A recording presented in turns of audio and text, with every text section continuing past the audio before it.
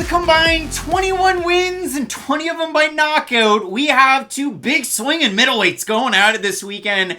And Roman Kopylov, the former AMC Fight Nights Global middleweight champ, he's taking on Brazil's Claudio Ribeiro of watch out for that left hook fame. And if you look at it for Claudio Ribeiro, I'm going to reference that one to the end of time. He's taking on Ivan Valenzuela. And if you look at it, Sean Strickland's just yelling, watch out for that big left hook. And then it lands. And you have Ribeiro getting the win there on Contender Series. Takes a debut against Abdulrazak Alhassan, a well-established vet at both welterweight and at middleweight. And in that one, Claudio looked really good in the first round. He won that first round.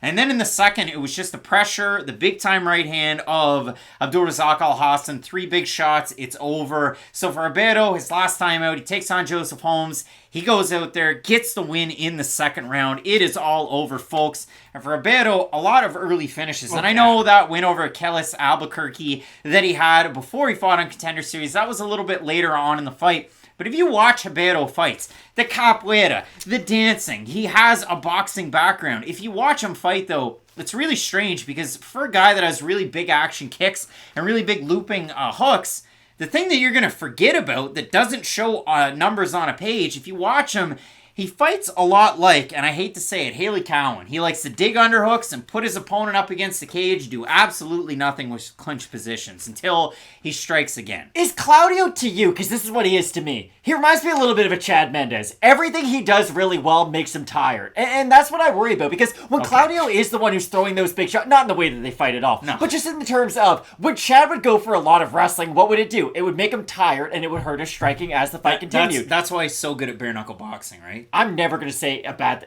Chad Mendes is one of my favorite fighters to watch of all time, and I'm not exaggerating. I loved watching Chad Mendes fight. Watch the Jose Aldo matchups. But for Claudio, when he is throwing those big actions, when he is putting a lot into his shots, be it the kicks or the hands, he is going to become a lesser version of himself as a result. And I do think the Abdulrazak Alhassan fight is a bit of a microcosm for how you can fight a guy like Claudio. Yes, you might lose the battle early, but if you're steady enough to just keep volume in his face, I do think it's going to make it a lot harder for him to really set up some of those bigger shots, because for as good of a boxer as Claudio is, he's not going to go in there like a Calvin Kattar and really work that jab to the body, go to the body with a lot of hooks. He is going to throw a lot more of those bigger shots. And for Roman Kopylov, I've had the worst read on this man possible. Well, yeah, I didn't think he was going to be great coming into the UFC. And after his first 2 fights... No. I'm just being honest. I didn't know what his overall ceiling was coming into the UFC. And he didn't look great out the gate. Let's just call it what it is. The man has completely changed my mind on him in his last 2 matches. And that's it. Like, for Roman Kopylov, the time in the UFC, it's been very sporadic. And recently he's been active. He's kind of found his mojo again.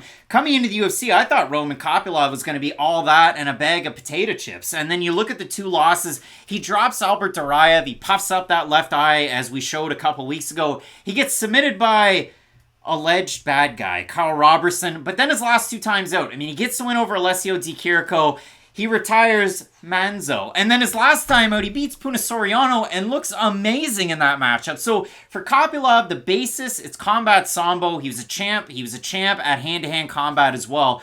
He is not good with takedowns. And for some reason, people think combat sambo, it's a lot of takedowns. For combat sambo, if you just want to watch 2 kinds. Combat sambo striking, look at Azamat Murzakanov. Watch him when he takes on, who is it? Iwan Kutsalaba in combat sambo. It's a lot of strikes, a lot of combinations. Kopylov has great boxing, not the greatest takedown defense and not the greatest offensive takedowns. And for Kopylov, it's a lot of big right hand, but boxing combination, shelling up defensively. And that's what you like to see out of him. And that's what you've seen out of his last 2 fights. To the tune of the fact that he even took down the, D2, D3 Wartburg man himself, Puna Soriano. So Kopylov has been bringing it together recently, training at home, ratty team, universal fighters. And if you look at it for Ribeiro, coming out of that Equipe Herrera Black Gym. So interesting there for Ribeiro. But I look at a fight like this, again, is it the straight, concise, technical shots of Kopylov, or is it the big actions and the power of a guy like Claudio Ribeiro? I think you answered your own question, I think. Is it the straight technical shots or the wild ones, Craig?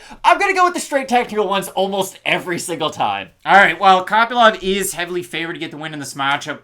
Go ahead. If I may, though, I do think that Puna Soriano fight was one that is going to change the mind of the average MMA fan, because Puna's a difficult guy to get down right. He's got big power. You can't just march him down and have a lot of success, but beating a guy like Puna, I think you could follow a similar game plan against Claudio, even though I think Puna's higher up in the division personally. Yeah, if you do, again, 20 of 21 wins between these two guys are by knockout. Thereby, Roman Kopylov, 1 by decision. Claudio, all 11 by knockout. We have a look at those Topology votes.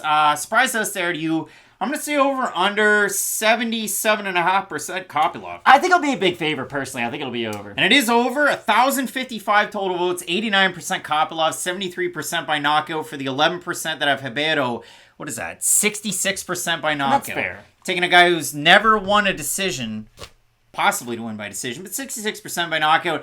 I think Kopylov gets the win in this one. I think he just keeps it high and tight. He marches things down. But Claudio Ribeiro could probably knock out a horse on any given day. That's why I have a weird time with this fight, because you look at this fight and think automatic excitement, right? Like, both guys are going to go in there, throw big, heavy shots. I think we are going to get a bit of a tentative period, especially early on for Claudio, because he does use his movement quite well, so I think it's going to be difficult for Roman to really get him down, get him up against the cage, and start initiating some of those boxing combinations. So I think we might get a bit of a feeling out process, but I agree with you. I think as the fight continues, I like the straight shots of Kopylov, and I think he does much better at throwing in combination. Vinicius Salvador in this card is like a flyweight Alex Oliveira. He's just fighting with every organization that'll have him. Claudio Ribeiro is a little bit like that at 185 pounds. Both of us in this one going with Kopylov to get the win. Let us know down below in the comments section who you have in this matchup. The next fight on the docket, Trevin Giles taking on Gabriel Bonfim. You are not going to want to miss it. Keep it locked in with Fight Night Picks. We always say, let's get into it.